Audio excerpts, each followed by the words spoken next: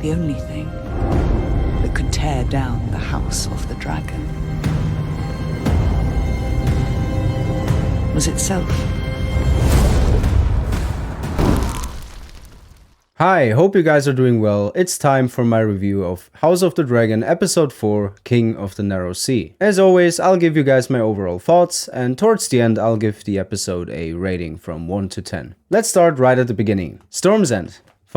We finally saw an adaptation of Storm's End. I personally would have loved to see the outside of the castle to really get a feel of just how big and how iconic this castle is. But this is definitely not the last time we will see Storm's End in House of the Dragon, so that might still come. The scene itself, however, really liked it. It was very funny, the scene they had with both Blackwoods and Brackens. That's a little tease for what's about to happen in the show. I thought that it really made for a funny start, especially with Lord Dondarrion. The contrast between him and the young Blackwood boy was very obvious. You definitely can't blame Rhaenyra at all here. Next up we have Daemon Targaryen's return to King's Landing, and wow. I really love how the drama unfolds, how it builds up, how it slowly builds the tension, with all of the lords and ladies coming into the throne room, and the sound design as well as the music was incredible. I really like that we only got to hear Daemon's footsteps until he finally entered the throne room. I keep preaching Paddy Considine's as well as Matt Smith's acting in the show,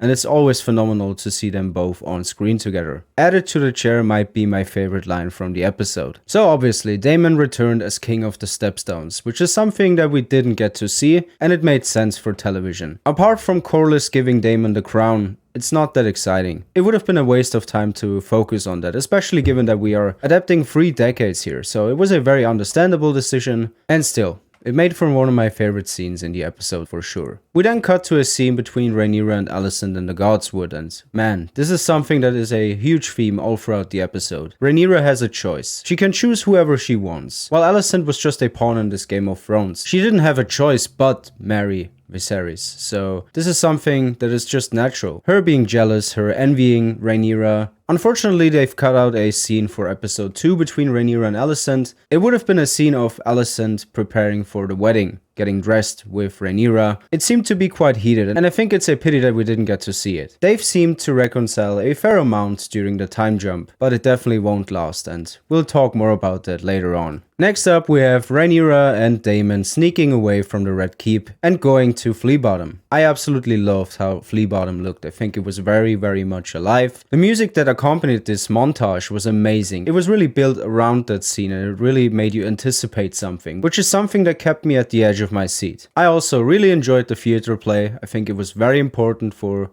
Rhaenyra to be a part of this, to witness this firsthand, and it's quite interesting that Daemon was with her. So this is something that is kind of foreshadowing what's about to happen down the line with both characters. We then of course have the scenes in the brothel, and I gotta say, the way it was shot was very, very beautiful. The camera mostly just focuses on Rhaenyra, and I think this was a great idea. Also, once again, there was a very dark contrast between what was happening with Rhaenyra and what was happening with Alicent. So I really can't help but feel really bad for Alicent. Daemon ultimately can't do it. He can't go for it, which is why Rhaenyra then decides to seduce Criston Cole. How they handled it was very interesting, because in the books it is said that Daemon helped her seduce Criston Cole, which is kind of what happened, but also not really. So this is once again the biased point of view. House of the Dragon decided to go into that direction, and I think it really worked. We then get confirmation. The White Worm, Mysaria, is Otto's informant. A conspiracy is more and more likely, and I will do a separate video on it, but yeah, I absolutely love the little hints. I love how subtle it is. Even later on with Daemon and Mysaria in that room. Is Daemon in on it? Is he not? We don't really find out, because he actually had his eyes closed when that spy was entering the room, so I'll go more into it in that video this week. So, earlier I talked about Alicent and Rhaenyra in the Godswood, and we have another scene of them in the Godswood. This time, Alicent confronts her about the claims her father made, and Rhaenyra actually lies to her. And I think it's very interesting, because they seem to reconcile for one last time, but I think it'll really come back to bite Rhaenyra. You could really feel the tension between both Alicent and Rhaenyra in this scene, and it was awesome to get a glimpse of what is coming in the future in this episode. I think that was the last time that they were friendly to each other. I just mentioned it. Viserys is of course informed by Otto Hightower that according to rumors, Daemon and Rhaenyra slept with each other. He then confronts his brother in the throne room and once again exiles him, and man, it's another really good scene. I really like the tension here.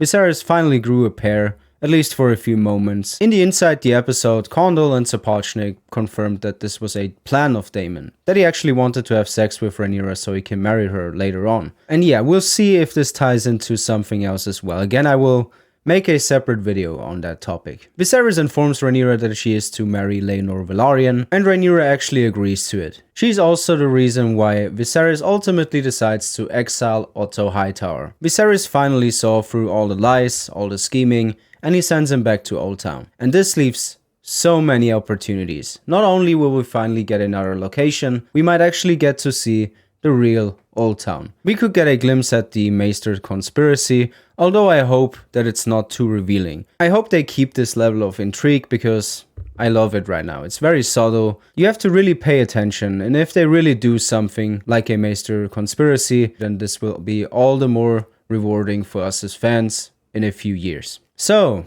all in all, this might seem like a slower paced episode, but if you really think about it, a lot has happened. There's an incredible amount of setup and foreshadowing, not only for the climax of this season, but for the climax of that whole show in general. The dialogue was out of this world, the characters were all treated very carefully, with a lot of respect. This episode had all the intrigue, political drama and backstabbing that made me a fan of Game of Thrones and The Song of Ice and Fire in the first place. I really hope Claire Kilner comes back for season 2. This is by far the best episode so far in my opinion. I give episode 4 of House of the Dragon a 9 out of 10.